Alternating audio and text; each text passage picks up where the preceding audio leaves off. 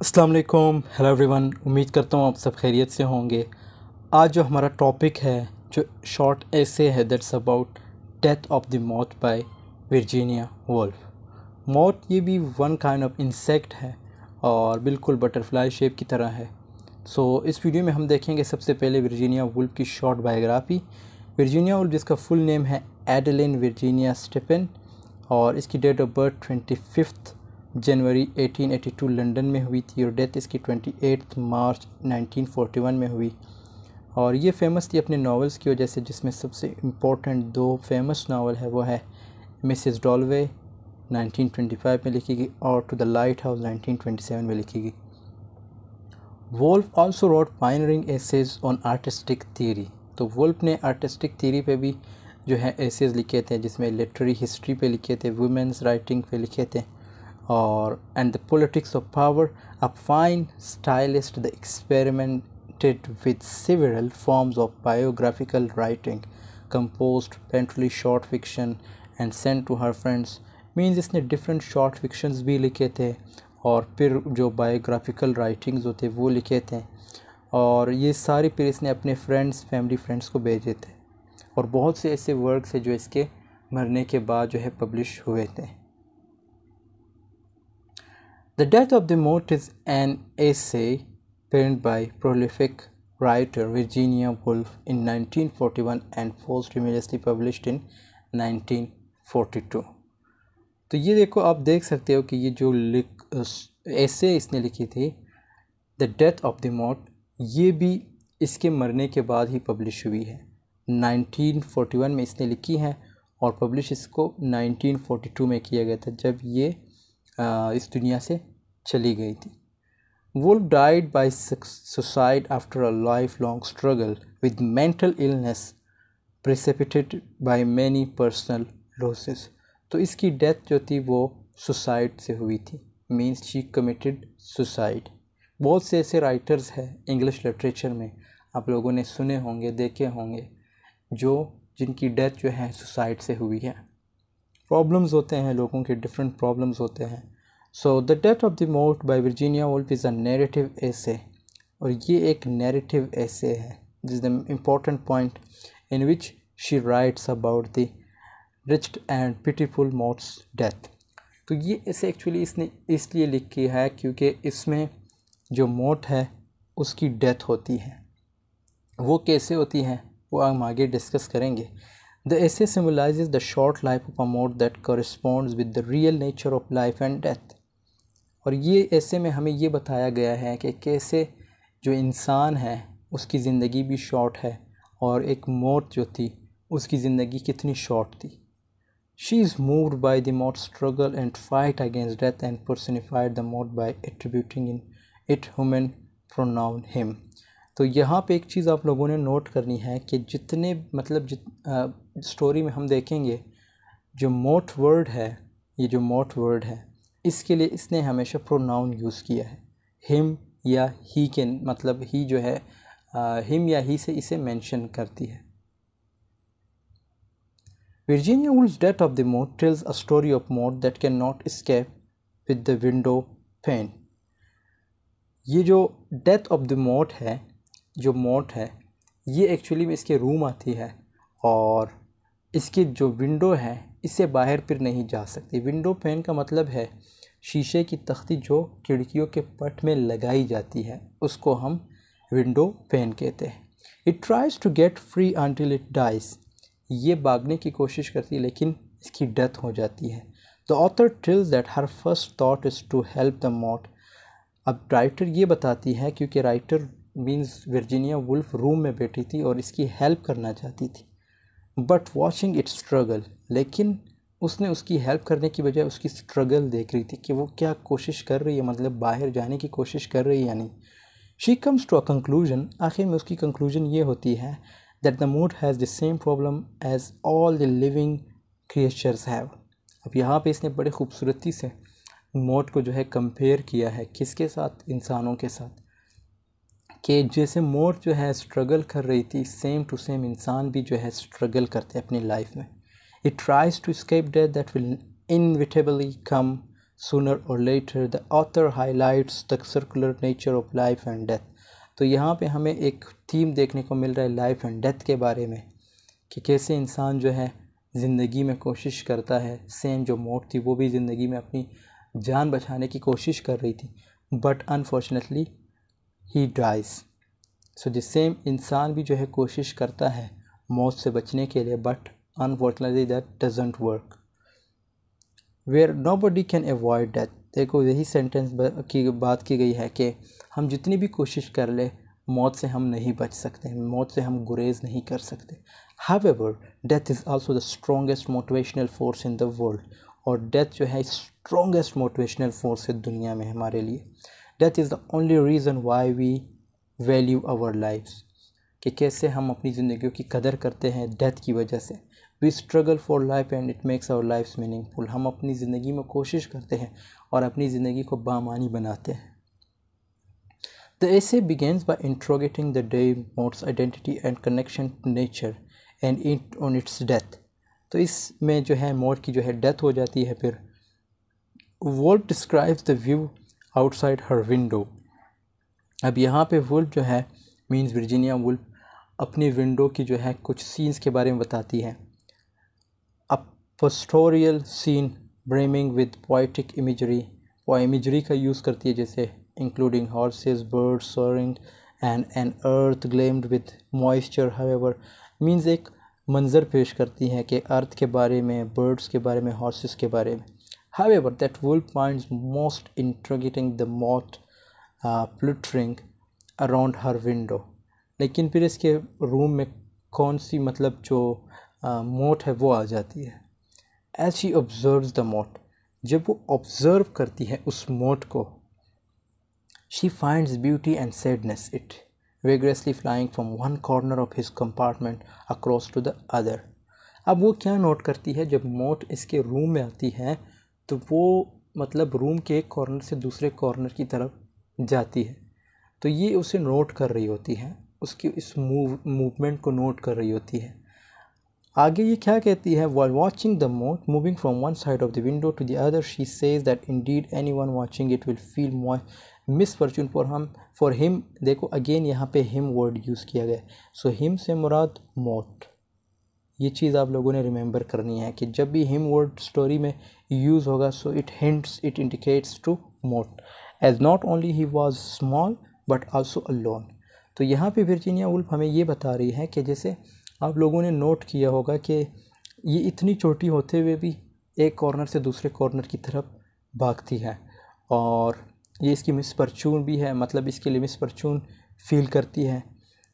There was nothing else for him to do other than fly it dynamically from one corner to the other corner of the window sill। अब ये बता रही है कि इसके लिए इसके पास कोई और काम भी तो नहीं था, इसका यही काम था कि एक विंडो से दूसरे विंडो की तरफ जाना, एक कॉर्नर से दूसरे कॉर्नर की तरफ जाना।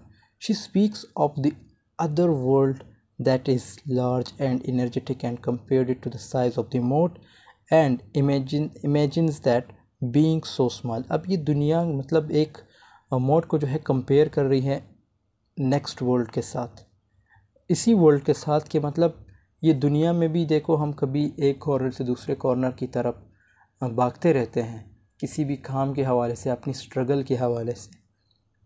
She wonders that he would do if it was a bit bigger. Again he word use किया, so it hints to mote. Flying randomly the motes also flies near the author. अब वो जो मोट है वो इवन ऑथर के करीब भी आती है, ऑथर के करीब भी घूमती है।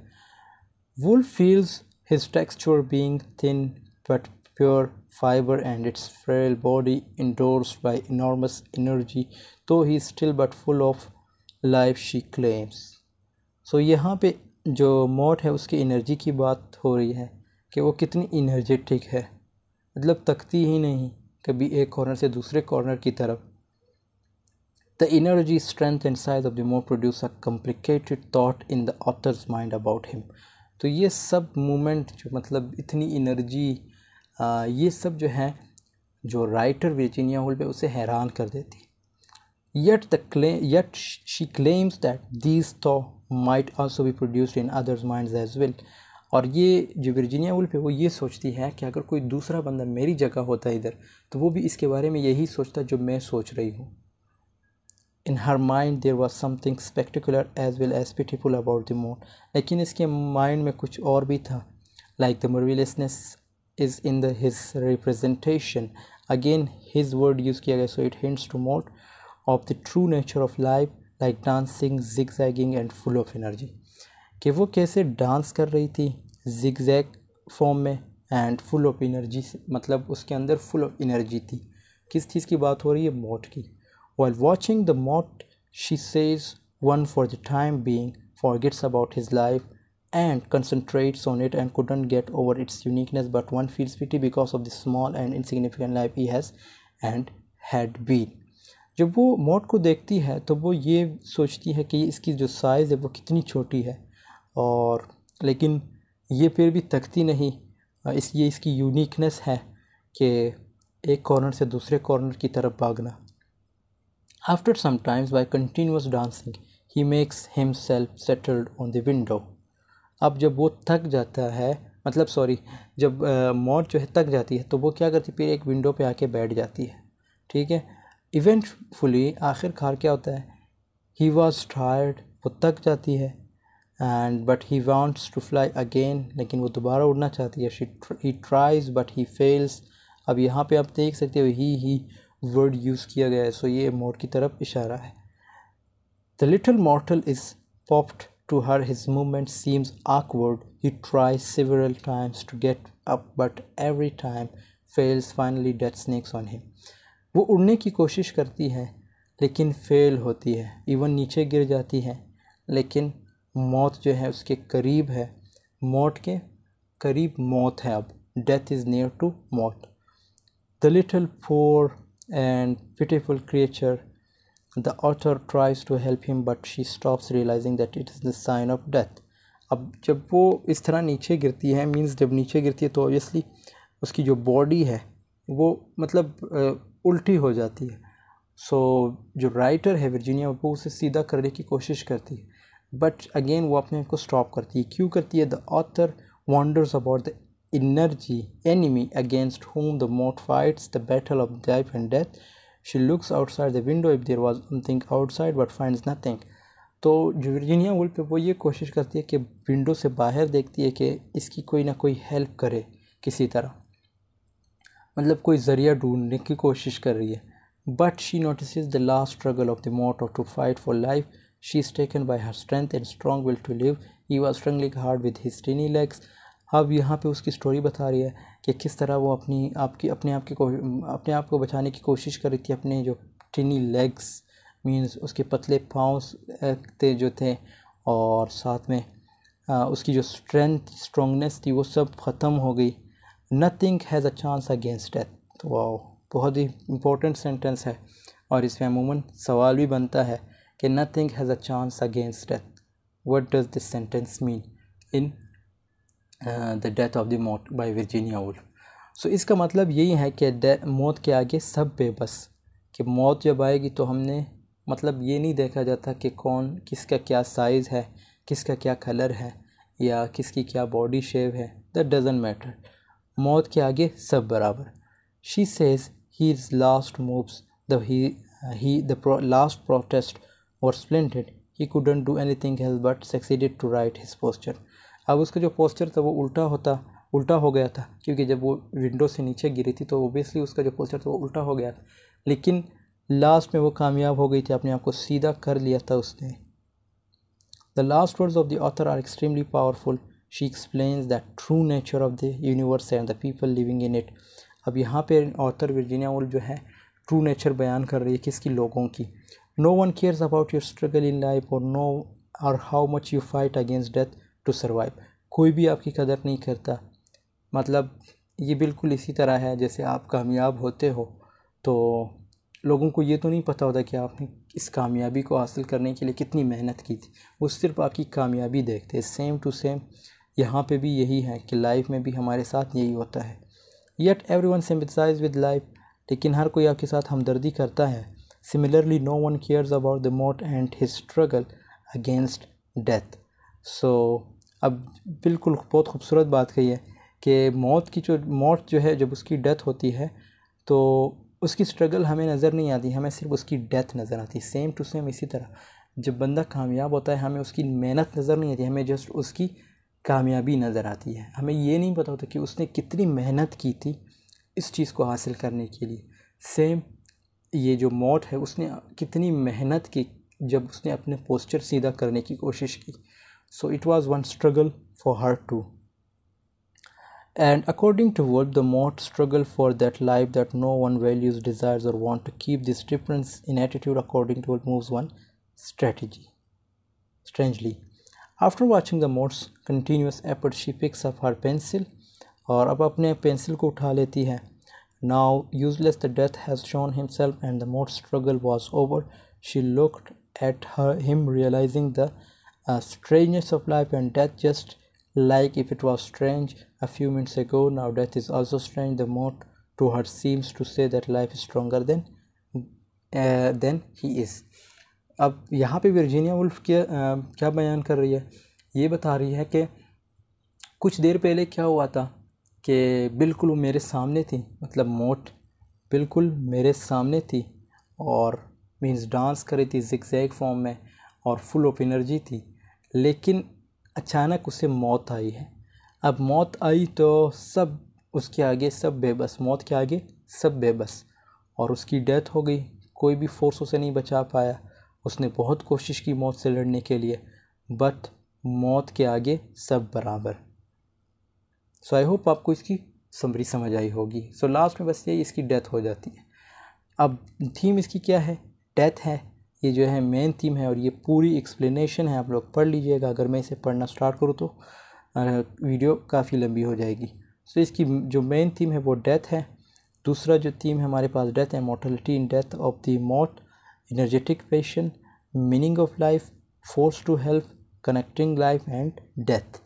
सो I hope this video has been helpful for. Video पसंद है तो ज़रूर लाइक कमेंट शेयर कीजिएगा। मिलते हैं नेक्स्ट वीडियो में, तब तक के लिए अल्लाह हाफिज़, टेक केयर ऑफ़ योरसेल्फ।